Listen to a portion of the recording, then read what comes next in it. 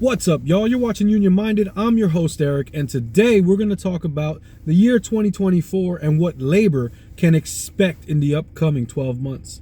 There's a lot going on in this country and worldwide, really, and labor is at the forefront of a lot of what's happening. Now, thanks to More Perfect Union, give them a follow on Twitter. They do a great job of putting together labor news, and I follow them and check them out daily to see what's available. And today they put out a thread talking about what's coming up in 2024, and I'd like to go over it with you. So, hit the like button, hit the subscribe button. Don't forget to drop a comment and share these videos. It helps out with growing the community, which labor needs, working people needs, and we need. So let's grow the community together. And without further ado, let's jump in. Here it is, a thread. There's no doubt that 2023 was a giant year for workers across the United States. Massive union battles, crucial legislation, and big wins changed the lives of millions of working people. That is all big facts. Thanks to union wins, non-union workers got raises. That's what always happens when unions do well. A rising tide lifts all boats. Both union and non-union alike, working people do better when unions are strong. But what comes next? Let's look at the big fights of 2024. 2023 saw Michigan complete the first repeal of a right-to-work law in decades. Voters in Arizona have an opportunity to join them. Labor advocates are gathering signatures for a referendum to repeal Arizona's constitutional right-to-work amendment.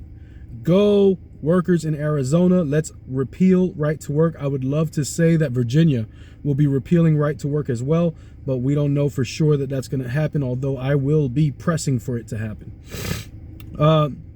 The UAW wants to build on its Big Three strike by organizing foreign automakers and EV companies that have relied for years on cheap non-union labor. The drive will attempt to bring 150,000 workers at companies like Honda, BMW, and Tesla into the UAW. Good luck, UAW. You guys are like the spear tip for the labor movement right now. You are leading the way and showing us how to fight effectively and collectively. And I applaud you for it. Let's get some more wins in there. More than 2 years after Starbucks workers won their first union in Buffalo, more than 9,000 employees at hundreds of stores have voted to unionize. But they're still fighting for a first contract. The NLRB accused Starbucks of bad faith bargaining, and now the company has said it wants to reach an agreement in 2024. Please do reach an agreement in 2024. Another beverage company, Anheuser-Busch, also has a fight on their hands. The Teamsters contract with the beer maker expires February 29th, 2024. Progress has been made in negotiations, but 5,000 union members at 12 breweries authorized a strike with a 99% vote. This is one to watch, I agree. The Teamsters are also right there with the UAW doing big things. Both of those two unions enacted one member, one vote, and elected reformer candidates to lead their unions, and that move has been paying dividends for both of those unions. The IATSE should also be on your radar. The two main contracts that cover 60,000 film and television workers expires July 31st.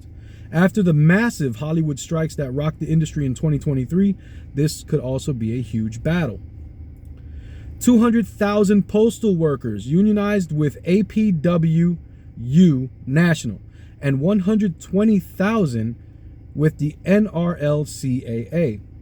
Rural letter carriers have contracts expiring in September and May, respectively. Tech and automation will be a big issue for both unions, and postal workers have already expressed this to labor notes. It's another big fight coming up.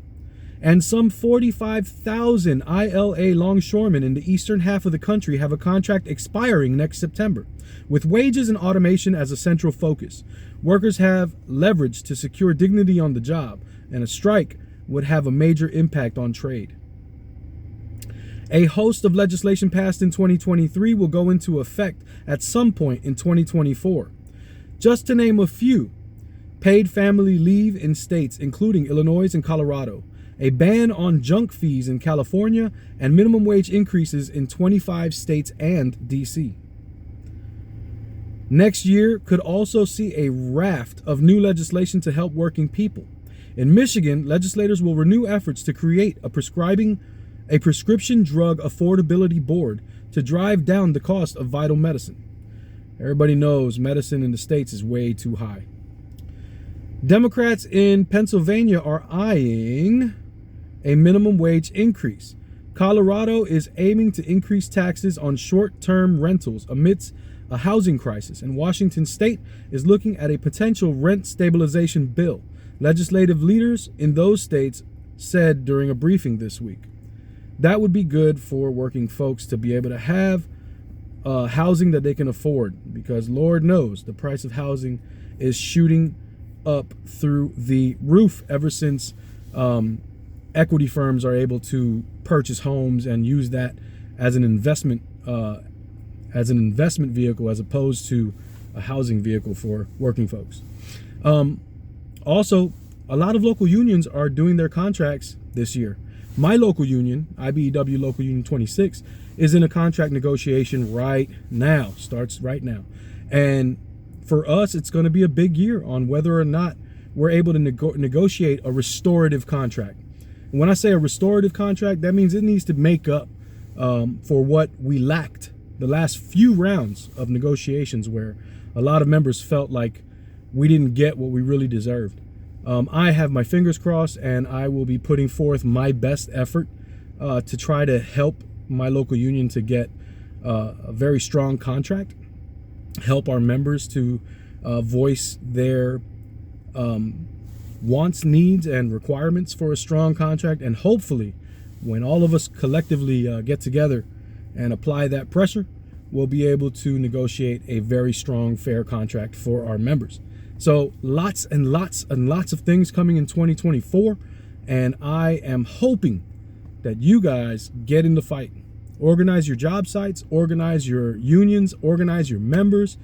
Collectively, solidarity is going to do it all. We have to see each other as each other, and we have to work together for a collective goal. And it's going to take all of us. It really is. And so I hope you're invested.